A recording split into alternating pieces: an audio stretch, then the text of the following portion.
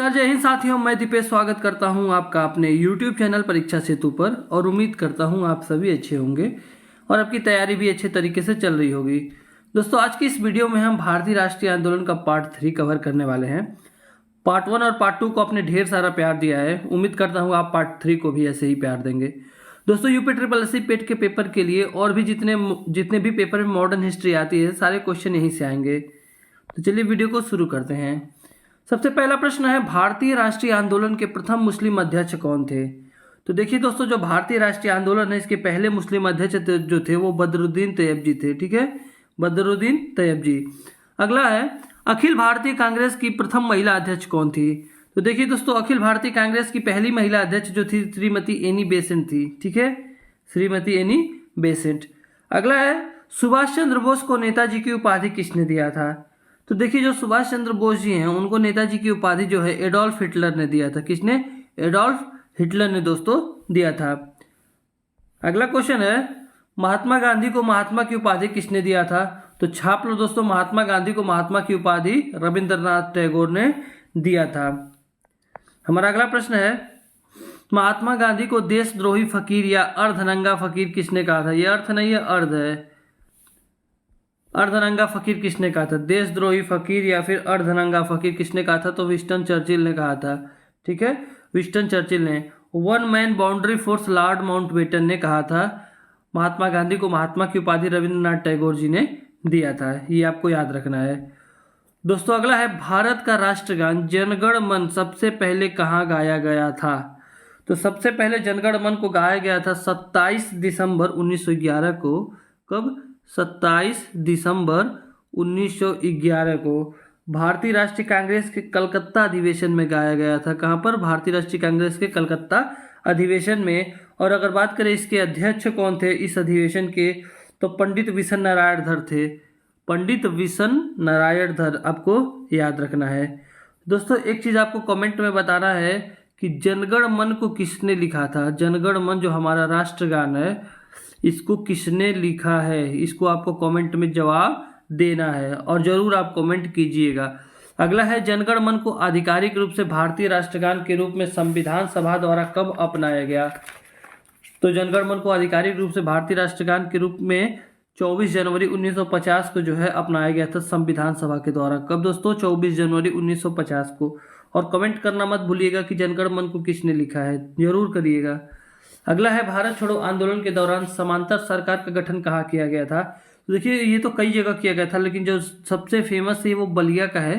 ठीक है, और जो इसको जो गठन किया था किसने किया था? चुकी पांडे ने इसका स्थापना किया था। किसने? चुकी पांडे ने। चुकी पांडे ने इसका स्थापना किया था।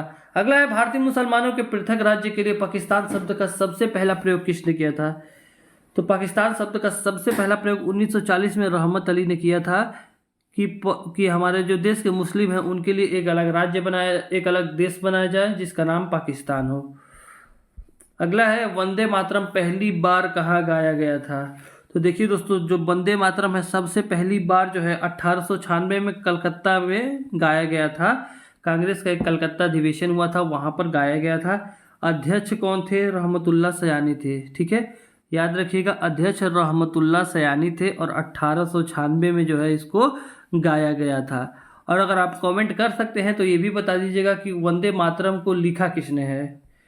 जनगण मन को किसने लिखा है और वंदे मातरम को किसने लिखा है? अगर इस दोनों का जवाब देते हैं तो काफ़ी अच्छा लगेगा।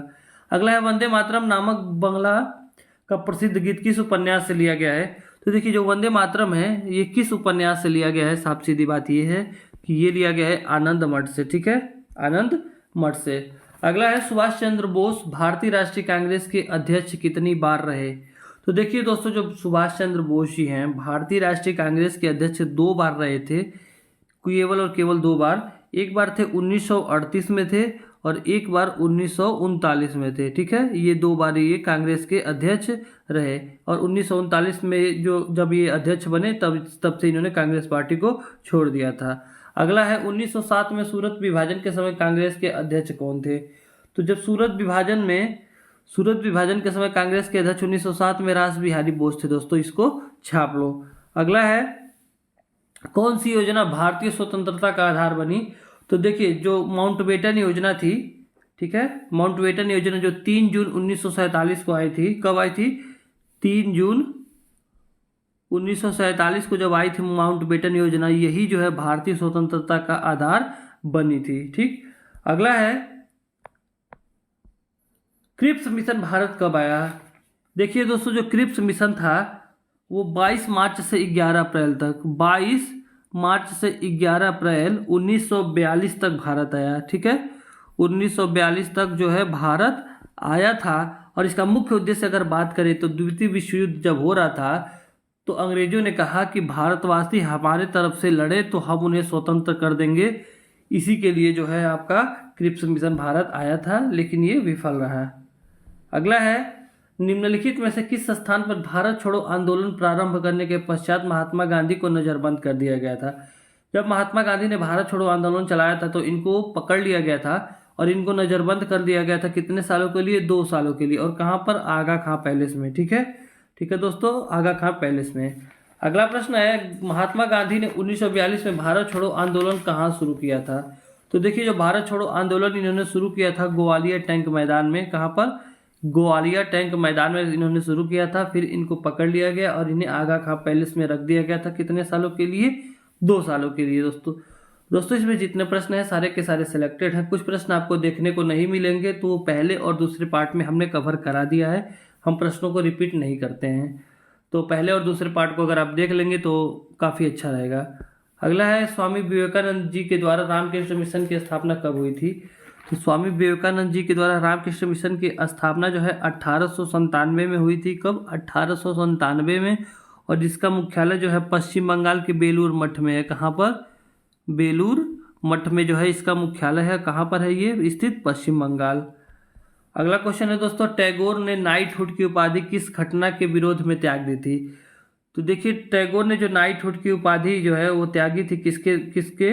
जलियांवाला बाग हत्याकांड जब हो गया था 13 अप्रैल 1919 को जो है 13 अप्रैल 1919 को जलियांवाला बाग हत्याकांड हुआ था। कहाँ पर? अमृतसर पंजाब में हुआ था, जिसके कारण जो है टैगोर ने नाइटहुड की उपाधि अपनी त्याग दी थी। अगला प्रश्न है, अमार सुनार बांग्ला बांग्लादेश का राष्ट्रीय गान है, यह किसके द्वारा रचा गया था? तो अमार सुनार बांग्ला दोस्तों छापलो रविन्द्रनाथ टैगोर जी के द्वारा यह रचा गया था। अगला प्रश्न है, खुदीराम बोस को निम्नलिखित में से किस जेल में फांसी के लिए भेजा गया था? तो दोस्तों जो खुदीराम बोस जी हैं इनको मुजफ्फरपुर जो जेल था वहां पर जो है फांसी के लिए भेजा गया था। अगला प्रश्न है, भारत की स्वतंत्रता के समय ब्रिटेन का प्रधानमंत्री कौन था? तो इसका जो सही आंसर है दोस्तों छाप लो, ब्रिटेन का प्रधानमंत्री जो था क्लेमेंट एटली था। जब भारत स्वतंत्र हुआ था उस टाइम पे क्लेमेंट एटली जो था यहाँ का प्रधानमंत्री था। अगला है, भारतीय राष्ट्रीय कांग्रेस की पहली महिला अध्यक्ष कौन थी? तो दोस्तों छाप लो, श्रीमती एनी बेसेंट जो थी भारतीय राष्ट्रीय कांग्रेस की पहली महिला अध्यक्ष थी। ठीक है, अगला है, निम्नलिखित में से किसने ईस्ट इंडिया एसोसिएशन संगठन की स्थापना किया था?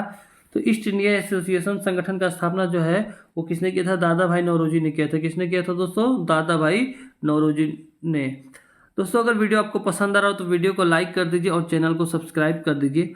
अभी चैनल थोड़ा नया है तो अगर आप सपोर्ट करेंगे तो हमको भी अच्छा लगेगा। तो प्लीज़ अगर आप नए हैं तो चैनल को सब्सक्राइब कर दीजिए।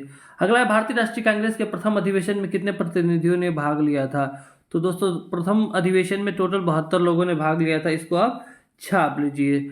अगला है, वर्ष 1922 में गया के भारतीय राष्ट्रीय कांग्रेस के अधिवेशन के अध्यक्ष कौन थे? 1922 में गया में जो अधिवेशन हुआ था उसके जो अध्यक्ष थे वो चित्तरंजन दास थे। कौन थे? चित्तरंजन दास। ये सारे क्वेश्चन पूछे गए हैं। कई क्वेश्चन ऐसे जो 4-4, 5-5 बार रिपीटेड है, तो आप किसी भी क्वेश्चन को स्किप मत कीजिएगा।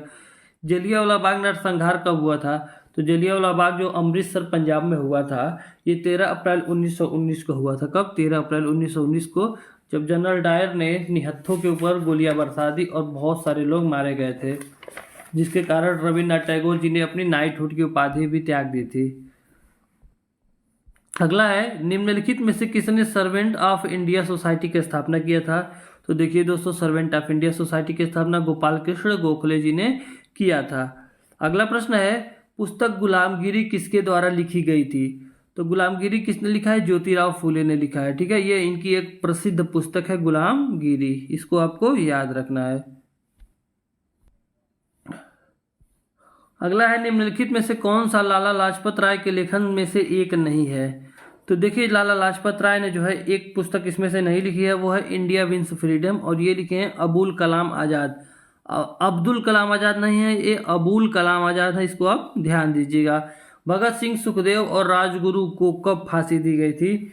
तो ये हमारे भारत के वीर सपूत थे, इनको 23 मार्च 1931 को जो है फांसी दे दिया गया था। 23 मार्च 1931 को फांसी दे दिया गया था। अगला है इंकलाब जिंदाबाद का नारा किसने दिया था? तो भगत सिंह ने। इंकलाब जिंदाबाद का नारा किसने दिया था? भगत सिंह जी ने दिया था, हमारे क्रांतिकारी भगत सिंह ने।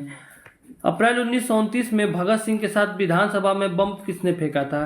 तो देखिए विधानसभा में जो बम फेंका था बटुकेश्वर दत्त ने इनके साथ मिलकर के फेंका था। अगला प्रश्न है सरफरोशी की तमन्ना अब हमारे दिल में है, यह किसने लिखी है? तो बहुत सारे लोग राम प्रसाद बिस्मिल मारेंगे, लेकिन सही नहीं है। राम प्रसाद बिस्मिल बहुत सारे लोग सोचेंगे, लेकिन लिखा किसने था? तो बिस्मिल अजीमाबादी ने जो है इसको लिखा था। 17 दिसंबर 1927 को जॉन सैंडर्स की गोली मारकर हत्या किसने किया था? तो जॉन सैंडर्स की गोली मारकर हत्या भगत सिंह ने किया था। ठीक है। अगला प्रश्न है स्वतंत्रता संग्राम के दौरान भारतीय राष्ट्रीय कांग्रेस के एकमात्र अध्यक्ष कौन थे जिन्होंने निर्वाचित होने के बाद भी अध्यक्ष पद से इस्तीफा दे दिया था? तो देखिए सुभाष चंद्र बोस जी हैं, इन्होंने जो है अध्यक्ष पद से इस्तीफा दिया था। ठीक है, निर्वाचित होने के बाद भी।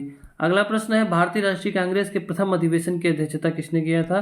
तो सबसे पहला जब अधिवेशन हुआ था उसकी अध्यक्षता व्योमेश चंद्र बनर्जी ने किया था। दोस्तों इसको आपको याद रखना है। स्वतंत्र भारत के पहले कानून मंत्री कौन थे? तो स्वतंत्र भारत के सबसे पहले कानून मंत्री कौन थे? वो भीमराव अम्बेडकर जी थे, जिन्होंने संविधान रचा है। ठीक है। इंडिया विंस फ्रीडम किसकी आत्मकथा है? तो इंडिया विंस फ्रीडम जो है किसकी आत्मकथा है दोस्तों?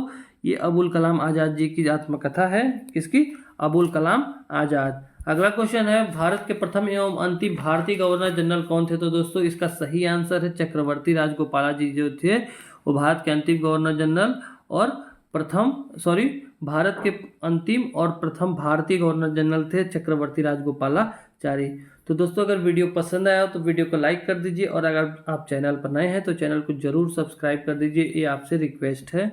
और हम हर टॉपिक को धीरे धीरे कवर करा देंगे, क्योंकि नया चैनल है, हम अकेले काम करने वाले हैं, तो थोड़ा समय तो लगेगा कि एक एक टॉपिक को बनाने में काफ़ी समय लगता है, तो धीरे धीरे हर एक चीज़ को मैं कवर करा दूंगा। Thank you.